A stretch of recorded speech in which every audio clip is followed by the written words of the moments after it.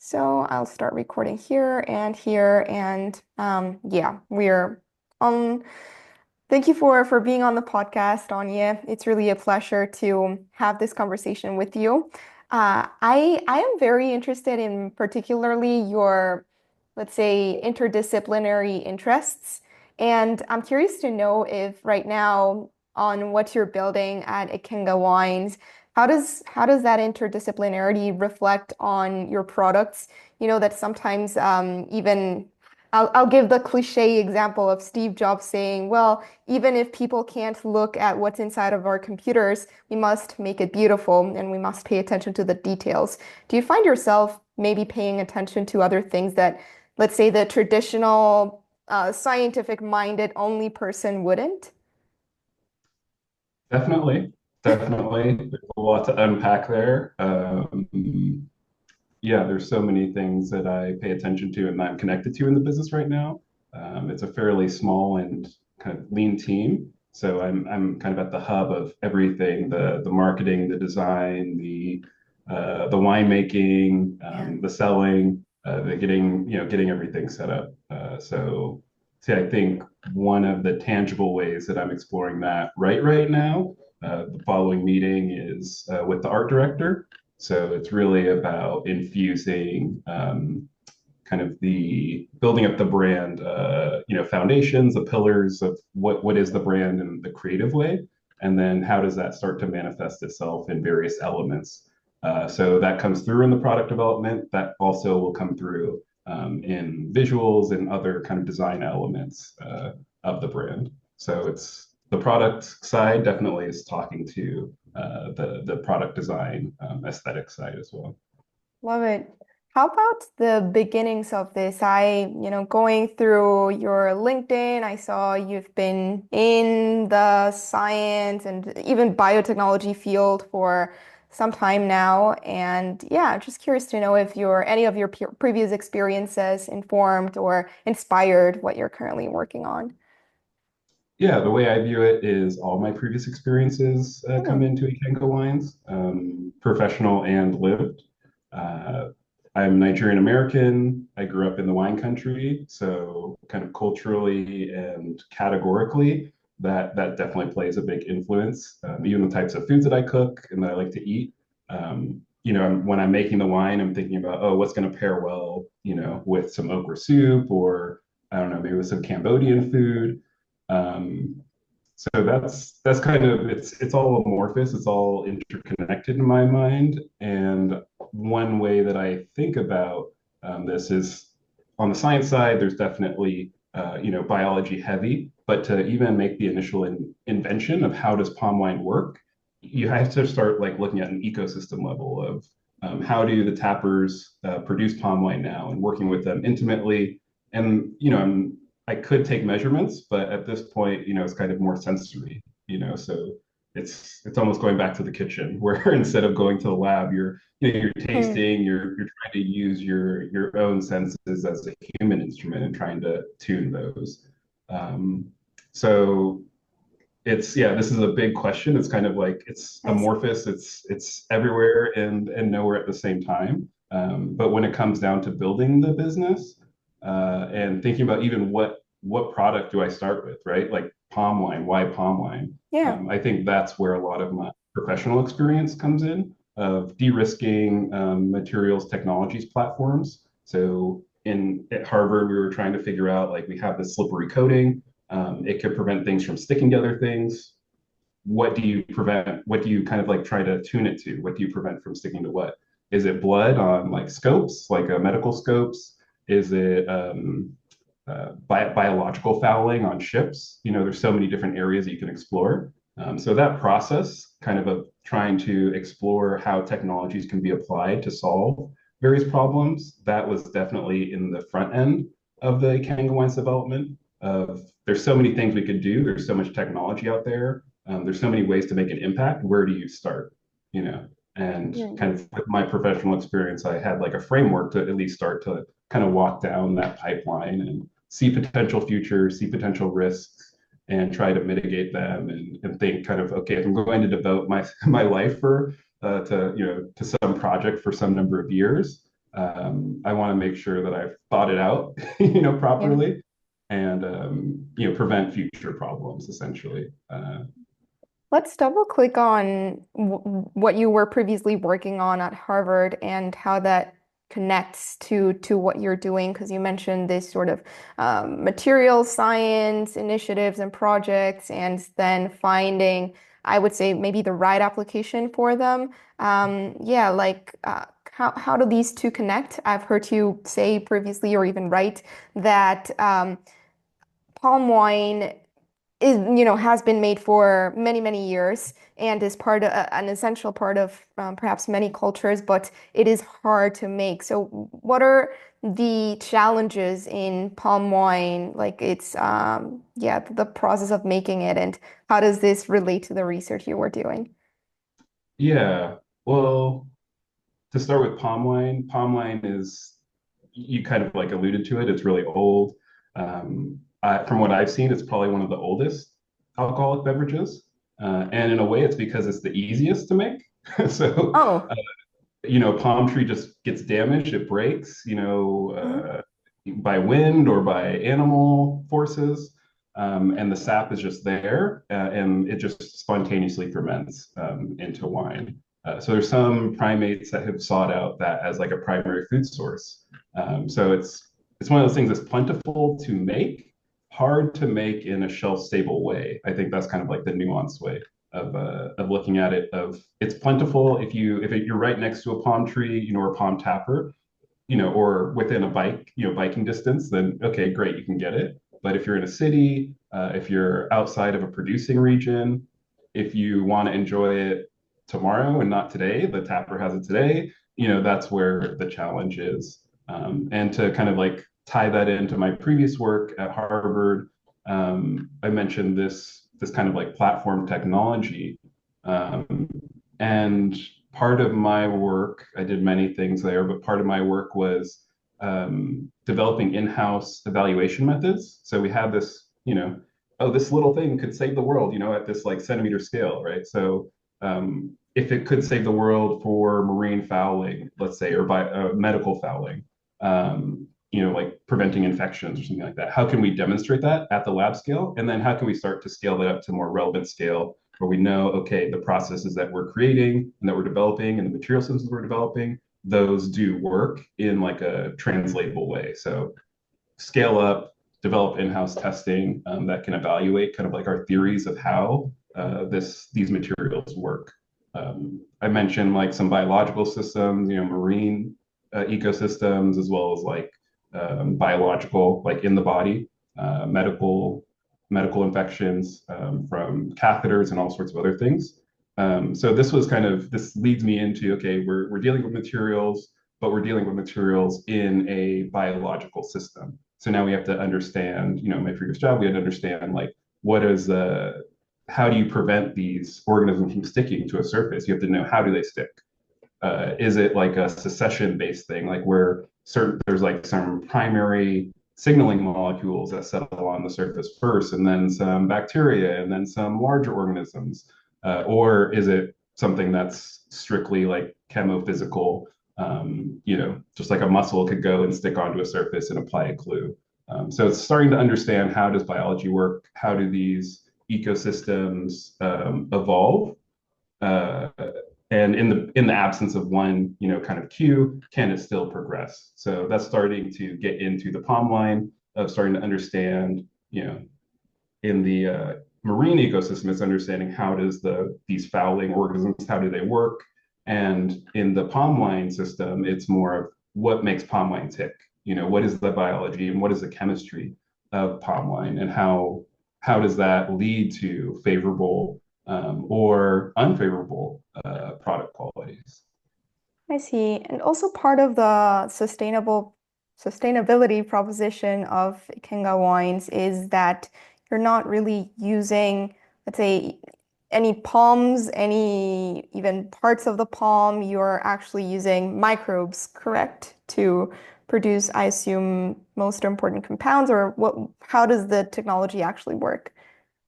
Yeah, so that's a good question. We don't use any palm trees, and the approach is instead of sourcing from, working on agriculture and having a plantation, instead of doing that, we could understand the chemistry of palm sap. That is what palm wine is made from. We can understand the chemistry of that and source those molecules from domestic sources that are more sustainable. So we actually, from my previous experience, I like to not introduce a technology that's going to be so complex because even like the most simple technology is going to be difficult to actually implement. So this is kind of like an opportunity to be future ready, where I say we're source agnostic where these molecules are sourced from. Right now, they are from agricultural byproducts domestically, but we could eventually get those from, biomanufacture them or do some sort of chemical process where you convert possibly CO2 into some of these molecules. That's very So, interesting. so Sorry. right now, Yeah, yeah, yeah. Continue. I was just say right now we're building out like the structure and the system and focusing on quality. And later on, we can really start to, as other companies and industries mature, we can start to incorporate more and more sustainable feedstock. But already we're doing pretty good, I would say. What are some of are there any challenges at all by using agricultural byproducts in the supply chains and in how much you can source from where and even the extraction process of these molecules? No, Okay. the molecules are plentiful, and Okay. there's many different sources we can get them from. So, as I said, we're agnostic. So if one, Mm, gets more expensive or is the supply is restricted for whatever reason, we could just move to another source. very cool. Something else I wanted to ask you at the intersection of arts and science is, I think, yeah, still at the intersection is what are the top qualities or, I read one of your blogs about the mouthfeel and, a variety of other things that you look at. Yeah, which ones have you optimized or, yeah, looked to optimize for so far? Um, I mean, it's kind of like asking like somebody who cooks a dish, like, oh, what did you optimize for? Is it for taste, for smell, or for, it's like taste and smell are interconnected. Hmm. So to me, those two are, you can't disentangle them, if that makes sense. Um, Visual, right now, we're doing a sparkling palm wine. So we're not optimizing per se. Palm wine is conventionally like a cloudy beverage. So we're not like trying to clarify it or anything, do any of that, or optimize like how much foam or how little foam. It's more in the artist's kind of like expressive element, right? Where you have these tools, the tools do what they do, and you're working with them to craft something that is interesting and engaging. So to me, it's full sensory. I don't. I'm just thinking of audio. I'm like, I don't think I use too Hmm. much like audio senses, just hearing senses in my winemaking, but I definitely do set the mood, let's say, for the microbes with the just the music that I play and the vibe, let's say. I love that. How about the where do you think the industry is going with I read one of your blogs on wine and biodesign and biodesign foods. That actually, before we get into the other question, I saw you wrote that it was written by AI, and the date was even before when like ChatGPT was released.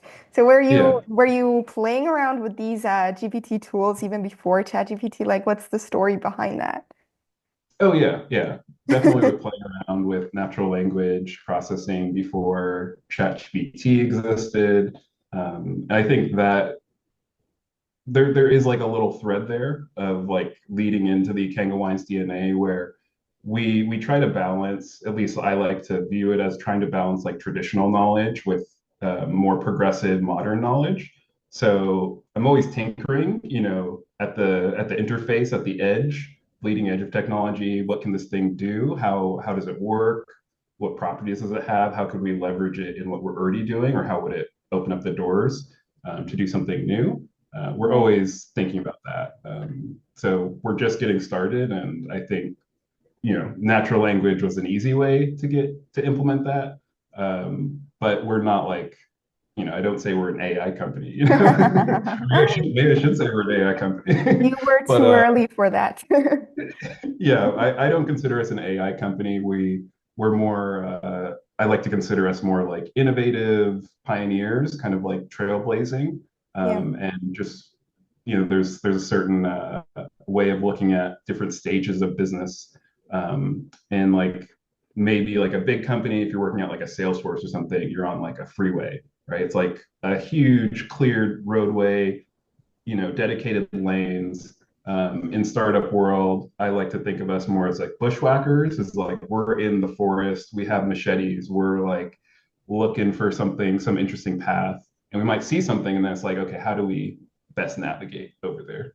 hmm So this was maybe more out of a personal interest than, something directly related to the wines. Um, well, it's hard to Yeah, separate them, I get that. right? I get that. How about continuing down this interdisciplinary trend, how do you think about consumers and how to brand your product? Because I imagine that this might be still a very niche kind of product. I don't know. Yeah, who do you think of as your consumer? Is this people who've already tried out palm wine? Is this curious people who want to try out something new? Yeah. Yeah, I mean, I think both of those folks are our customer. There's the kind of adventurous eater, people who, there's like a new South Indian restaurant or like a Filipino pop-up, and they're interested in going in kind of having that new experience. We slot in there as a culturally appropriate flavor pairing for those dishes. So, there's no grapes, or grapes don't grow in the Philippines. So, palm wine is that traditional alcoholic beverage. So that's where we fit in there. And we fit in the same place with people like myself, who maybe you eat Nigerian food at home, or you're going out to a Nigerian restaurant to like celebrate a special event. Palm wine again is, you already know of it. It's just more that folks don't know they can get it in the US yet. Uh, Mm. so that's kind of where I see us. And from a brand perspective, the name is Ikenga Wines. Ikenga is a reference to traditional Igbo knowledge systems. So it is, already pointing to, Southeast Nigeria. And my view of the brand is we're trying to prototype out, a progressive view of what a global South brand can be, and more specifically, like what, kind of a West African, luxury brand can be. So for us, it's kind of trying to, again, build off that traditional, but then imagine like, okay, in today's world, like, we're not putting kente cloth on anything. It's like that feels like a really antiquated way to view Africa as a whole. But there's a lot of nuance in Africa. There's a lot of nuance in Nigeria. And that's kind of where we feel like we live, is like exploring some of that nuance, exploring some of those traditional philosophical ideas, and letting them kind of get interconnected into the brand, how we do things. Talking about the business model, do you sell directly to consumers or what are your distribution channels? Yeah, right now we're in the soft launch phase. So Okay. we did have pre-orders that we opened up, and a lot of excited folks ordered those. So right now we're just focusing on filling those pre-orders. In the next couple of weeks, we'll be announcing our wine club. So maybe when this podcast is out, Yeah. we'll be announcing our wine club, and it'll be a limited offering similar to the pre-orders. But it'll be a chance for some really interested folks to have the wine delivered to them and not worry about clamoring to get wine before it's sold out. So that's where we're focused on right now. We will be doing more direct to consumer sales. We'll probably have our wines in some select restaurants, in the coming future. But right now, we're really just focused on quality and getting wines that people are happy with. So not thinking about like, oh, let's press the gas really fast and like break things and scale, grow Mhm. beyond what we can do. I just want to kind of, hit hit what I'm trying to achieve on the product side, but also make sure that consumers are, getting that quality that they're seeking to.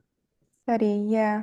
Because I was going to ask about how important you thought it was to build an online presence, like on social media, like if you've seen like any other brands, like, hey, that's not to mention them, of course, but like just see how you might go about going direct to consumer if that's something that you're thinking about. Oh yeah, definitely. There's many brands out there that inspire us. I mean, you mentioned Steve Jobs, Apple is an inspiring brand.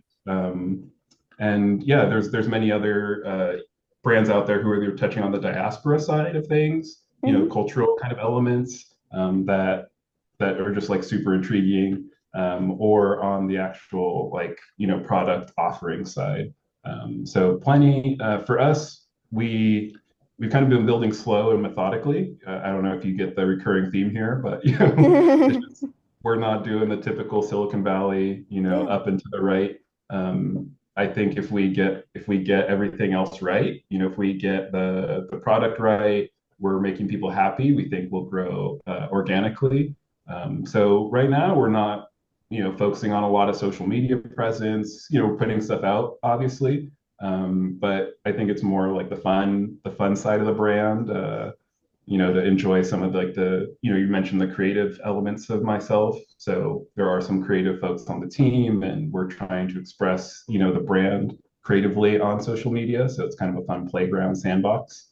Mhm. And so far, people are just finding us organically. I think especially in the kind of like diaspora side, whether it's chefs or just foodies, they're finding us. So I think when we put out our wine club, when people have Ikenga wines at home and they're bringing it to their dinner parties and whatnot, I think that will be a little bit more organic growth. Yeah. And maybe later on in the year we'll press the gas more on like some of the socials and the that kind of stuff. But for now, we don't need to do that. We're just focused on like, okay, let's build the brand, let's build a quality product and make people happy. Coming from a scientific background, what is something that has surprised you about the wine industry that you're like, well, I'm just getting into this. I had no idea that this is how it worked. And, either in a positive or in a more so constructive way, let's say. Um, hmm. The wine industry is really interesting. It's conservative in certain ways and progressive in other ways. Hmm. Uh, I did visit, I visited a couple wineries, spoken to the winemakers and the owners and stuff. They have certain problems that I don't have, but then we have certain problems that are shared.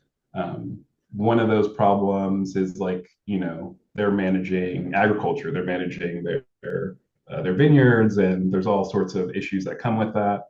Um, and then the issues that come from that, sometimes it's managing them in the winemaking side. So it's interesting to see how much equipment, how much processing actually gets done on some of these wines, whether it's like trying to remove wine faults like volatile acidity, or like acetic acid would be the technical term, or other elements, and that kind of still be considered like natural or organic. So I think to me that's the big thing that's been interesting, is like these terms of like natural wine, organic wine. Um, it's really loose. There's not strong kind of like well agreed on definitions of what that means. And when people ask me like, oh, are you producing a natural wine? In my view, I think of it as making a natural wine, all natural ingredients, but high intervention. Like we do, we're not just like kind of like letting it do its thing. We're intervening, we're guiding it, we're doing direct inoculations. So yeah, that's been an interesting thing of just like what is natural, what is engineered, or like where is that artificially kind of like blurry line? Mm. Yeah, I guess it's a challenge for many people in food tech in general, right? When you were talking to these people, and I don't know if, this might also be kind of getting into the technical side of things, but um, can you also make, like, use these agricultural byproducts to make what could or might be considered as grape wine? Mhm. Yeah. You could. This maybe connects back to like a previous question of like what about the industry, basically, state of the industry. Yeah. What are some challenges out there? One of the challenges is that there's so much grape wine now. To me, it's a saturated market, and there's various markets that you can look at for examples of that. Maybe France, they're throwing out a lot of wine, or they're trying to have like government mandates of like, oh, maybe you now, instead of throwing it out, you turn it into like a distilled spirit or something. But yeah, I think there's a lot of grape wine out there. Consumers are starting to change what they're seeking as well, or maybe just the consumers themselves are changing because it's a Yeah. younger demographic, different different makeup, and different behaviors.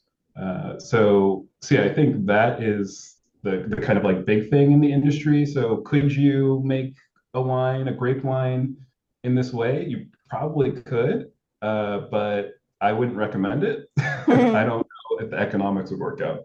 Yeah, that makes total sense.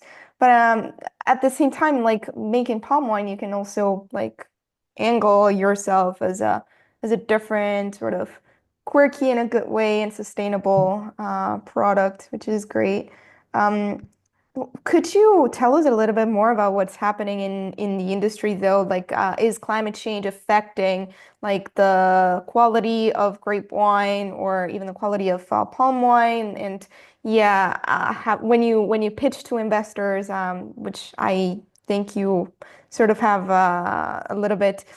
How do you, yeah, like what is the problem statement apart from, the consumer side and, what are some of the challenges that you share?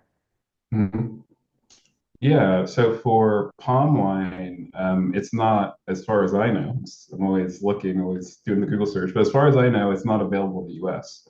Right. And this goes back to the challenge, the core kind of challenge is like making palm wine is easy, but bottling it and keeping it in a bottle for X number of days, months, years, that's the hard part. So for us, I view us as kind of coming into this market and essentially doing the leapfrog, doing the technological leapfrog of doing the thing that grape wine couldn't do. But before the grapes were planted, if you already knew how to do this, then maybe you would have done it because it would be more economically viable, or more scalable, or you don't have to worry about climate change issues. So yeah, there's definitely climate change issues on the conventional agricultural side around the world. Palm wine will also be in there. But when it comes to grape wine, in California, forest fires, there's a big fire down in LA. I do think several wineries were also burned down in that fire. So that's not even talking about indirect damage from forest fires, which is smoke taint. Um, that's now like a regular lab test, like on the you send your winery send their stuff in to get analyzed, and like smoke taint is like a regular checkbox. You can just be like, Wow. yep. So it's becoming more and more common. Smoke taint, even losing your whole crop, due to like harsh winters or something like that.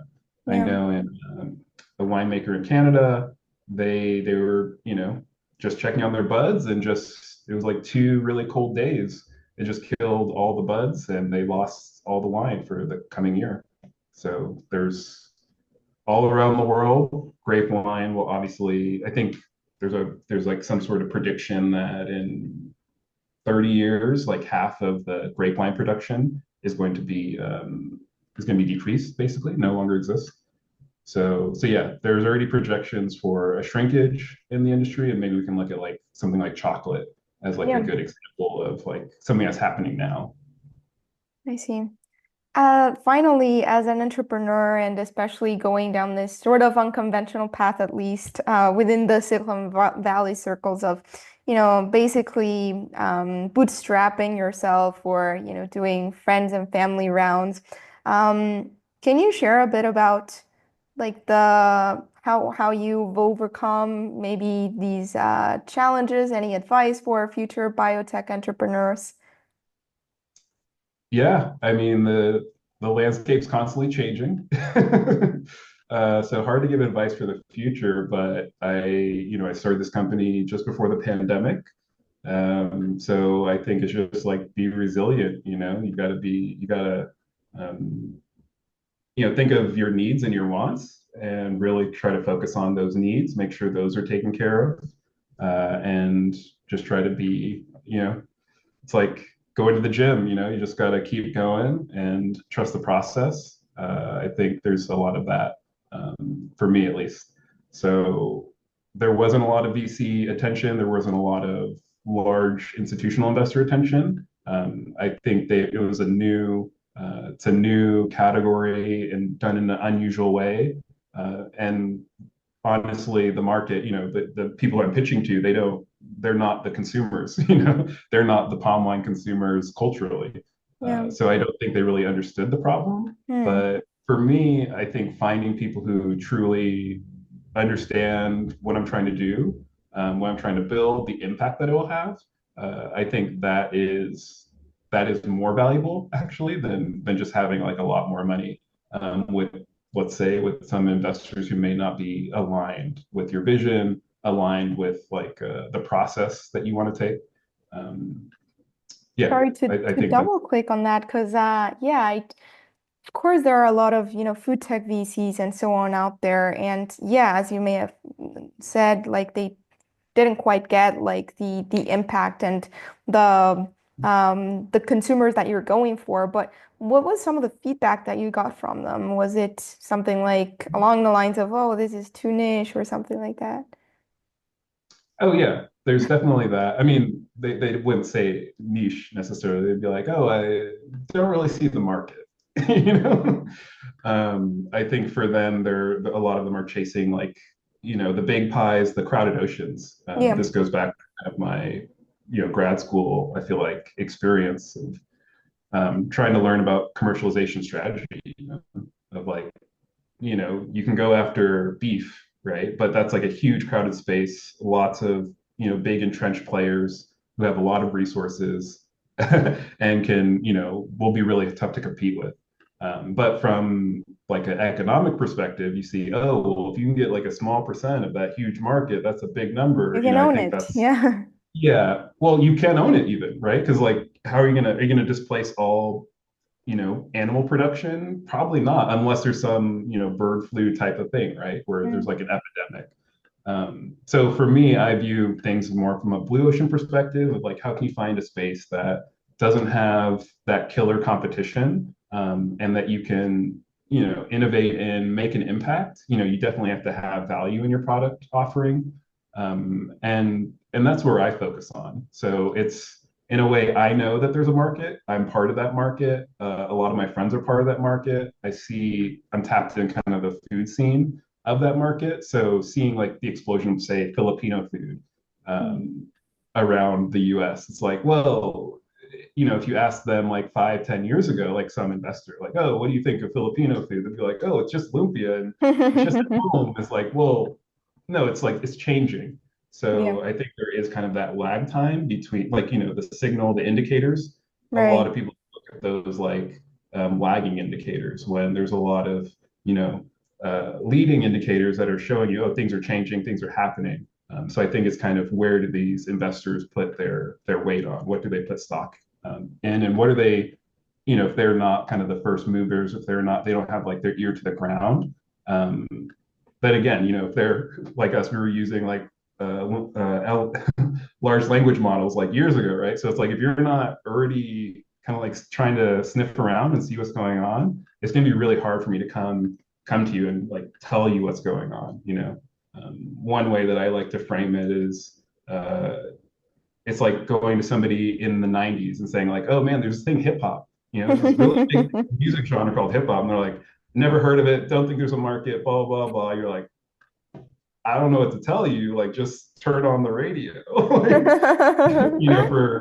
for African, like West African stuff, it's like literally just walk into Forever 21, walk into like, I don't know where to point you, but like walk into like any like a Nordstrom's and they're probably gonna be playing it over the Yeah.